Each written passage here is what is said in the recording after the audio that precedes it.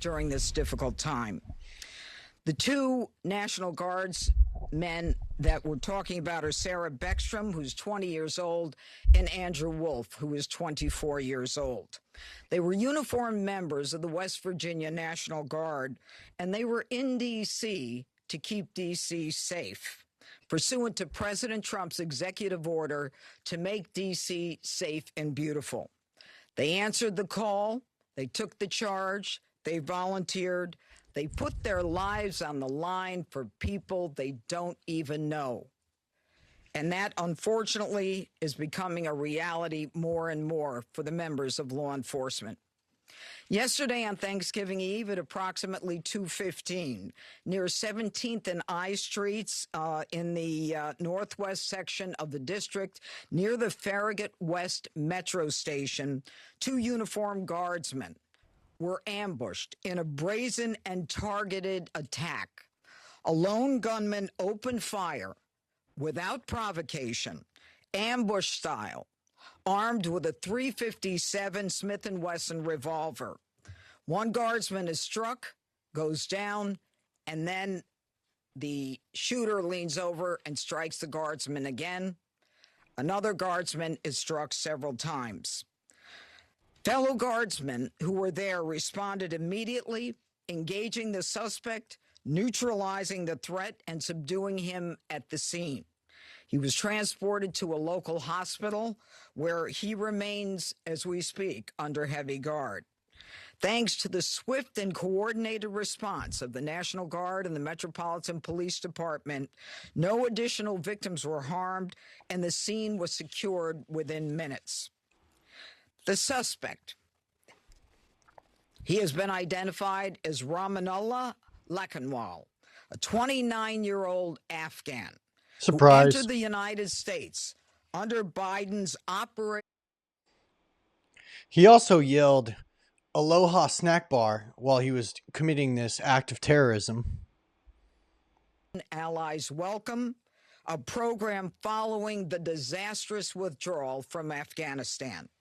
He resided in Bellingham, Washington, with his wife and, we believe, 5 children.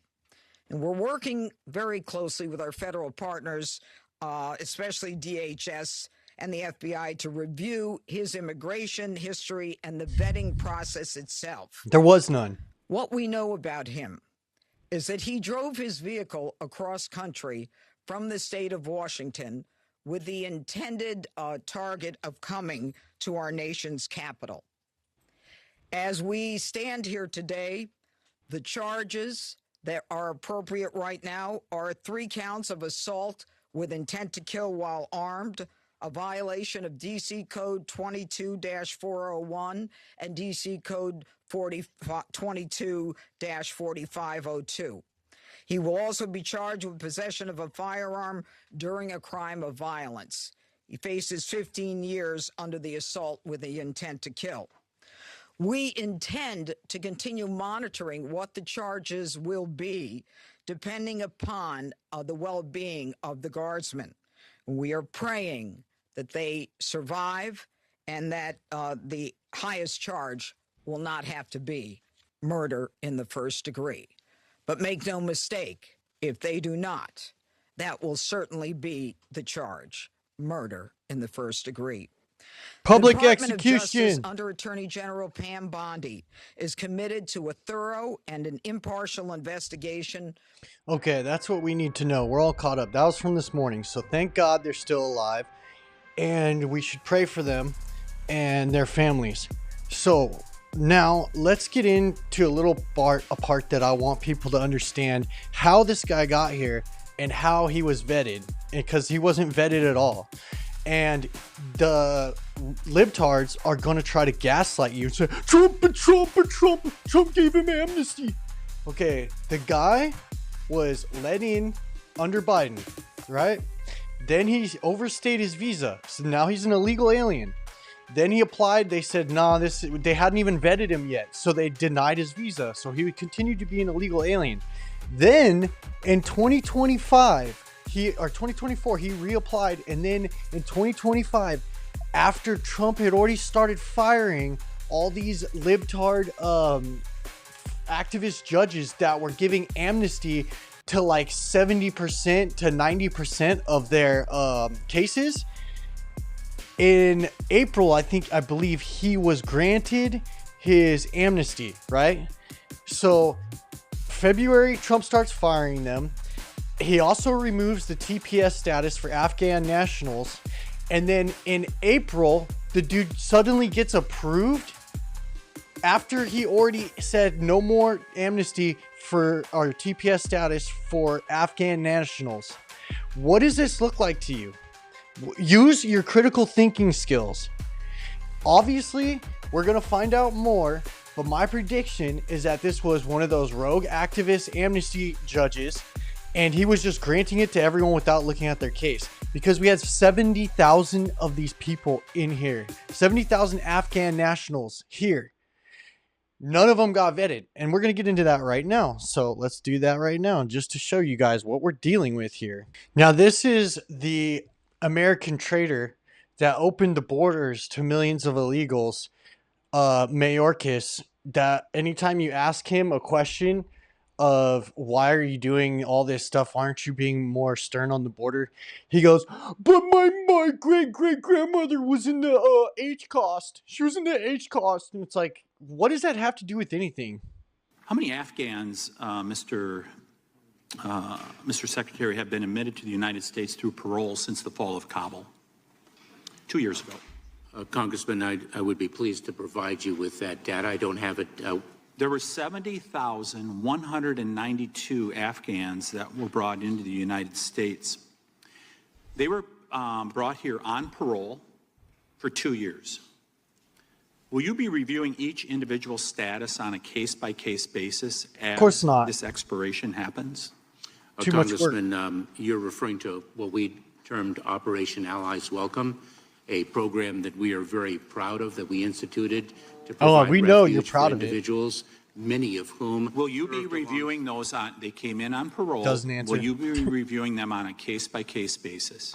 We reviewed them on a case-by-case basis, and when those parole periods are subject to renewal, we will do so. The commander down at Fort McCoy in my state, when I interviewed him 2 years ago, he said they were not interviewed on a case-by-case basis. In fact, in the terror hotbed of the world, Afghanistan, which should have a special immigrant visa process, previous administration used that to make sure to fully vet. Not one of those people that came in from Afghanistan were sent through the special immigrant visa process. Of course they simply weren't. given parole. Do you know how much damage was done to Fort McCoy during that period when those 12,000 plus Afghans came in? Congressman, the individuals who were benefiting Answer from the Operation question. Allies Welcome were indeed screened and vetted No, they by weren't. government personnel. They were brought in categorical parole, Mr. Chairman. There was $145.6 million of damage that was done to Fort McCoy. Did you realize that? Basically, they said someone's shooting, and so I kind of ducked in the side a little bit, and then I heard another exchange, so probably 4 shots to start off with, probably another 4 or 5 after that. According to ABC News, the suspect has been identified as 29-year-old Ramanullah Lochinwall and has ties to Whatcom County. We're still trying to confirm exactly how long he'd been in Bellingham and whether he worked or went to school. The White House confirming that Lochinwall is from Afghanistan and came into the country in 2021 under the Operation Allies Welcome program. It's then reported that he requested asylum in 2024 during the Biden administration.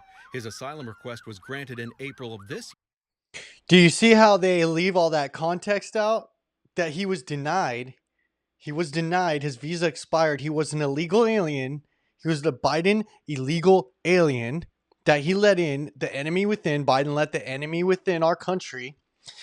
And then all of a sudden he got his amnesty granted in 2025, right when Trump was firing all these judges and going over all their caseloads.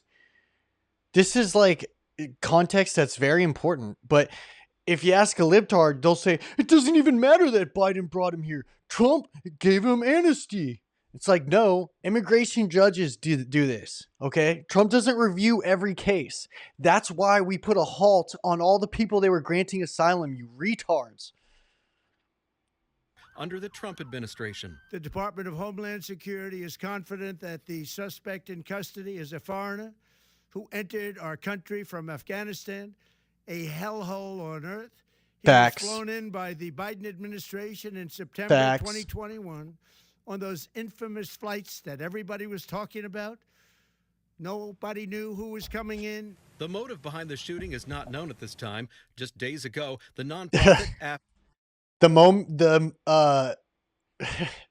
Can you believe that? The dude's yelling Aloha snack bar. He's a radical. He's an Islamic radical. We are the infidels. When are you people going to get it through your head? We are the infidels. We are their enemy. They're our jihad. They're sworn from like birth to like try to end us, to unalive us. Evac, who helps people from Afghanistan who came to the U.S. since 2021, revealed an internal memo from U.S. Citizenship and Immigration Services, which allegedly planned to mandate a re-review for all refugees who came here between January 2021 and February of 2025. Well, Preston, a federal law enforcement, federal source confirmed to us this afternoon that suspect accused in that shooting over in Washington, D.C. had connections to right here in the city of Bellingham in northern Washington. Surprise, surprise. According to ABC News, that suspect has identified as 29-year-old Raymunallah Lakanwal. A few locals we spoke to here tonight tell us they were just stunned to hear that somebody from their small community could have been accused of going across the country and committing what the FBI says they're investigating as an international They're absolutely act of shocked, terrorism. guys. They're absolutely Here's what we know about the suspect's background. The White House confirming tonight that Lakanwal is from Afghanistan and came to the country in 2021 under the Operation Allies Welcome program. It's then reported that he requested asylum in 2024 during the and he was denied. Therefore, see what they leave it all out. They leave out that he was overstayed his visa by a while and became an illegal alien. Then he requested asylum. Before he knew if he requested it after Trump came in, he'd be denied. But he got the application in before because they knew that you have to have critical thinking skills, man. Of course, the judges that are going to push all these people through, the activist ones, obviously more need to be fired. More need to be fired. The people need to be held accountable for this. Administration, and his asylum request was granted in April of this year under the Trump administration. After the TPS was already terminated. He had already terminated TPS for Afghan nationals. So why was he approved asylum? Details of the suspect's background emerging. It's prompted the U.S. Citizenship and Immigration Services to stop the processing of all immigration cases related to Afghan immigrants indefinitely. They say that's pending further review of security and vetting protocols. That process is something President Donald Trump made public comments about tonight from his home in Mar-a-Lago. We must now re-examine every single alien Remigration. country from Afghanistan under Biden, and we must take all necessary measures to ensure Not just the removal of any alien from any country who does not belong here.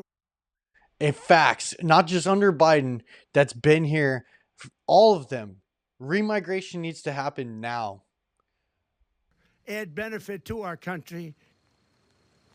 They're net negative. Now, just days ago, the nonprofit Afghan Evac, who looked to help those from Afghanistan who came to the U.S. since 2021, revealed that an internal memo they found from the U.S. Citizenship and Immigration Services, it says that they allegedly plan to mandate a re-review for all refugees who came here between January 2021 and February just deport them 2025. all. We know, Just according deport to CNN, all of them. that the Trump administration has already been underway in that re-review process.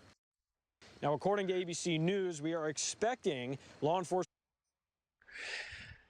Get rid of these people. They hate us. What benefit do these people bring to the country? We don't need more Uber drivers. We don't need more vape shops. We don't need more liquor stores. We don't need more Uber Eats drivers.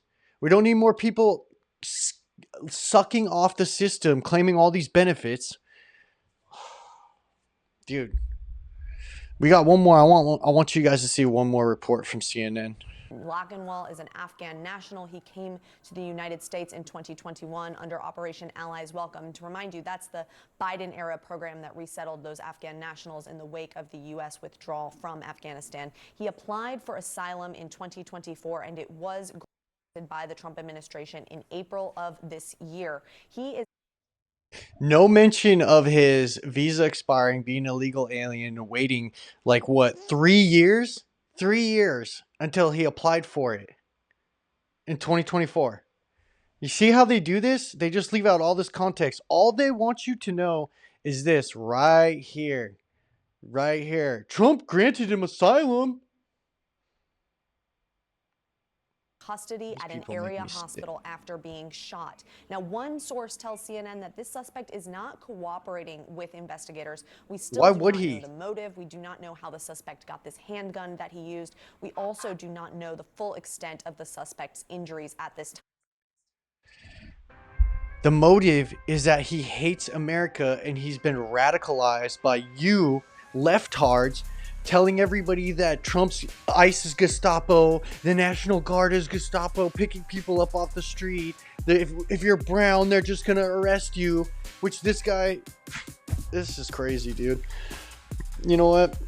This video is already getting too long, but we went over the major, stuff, but get these people out of here, man. Just get them all out.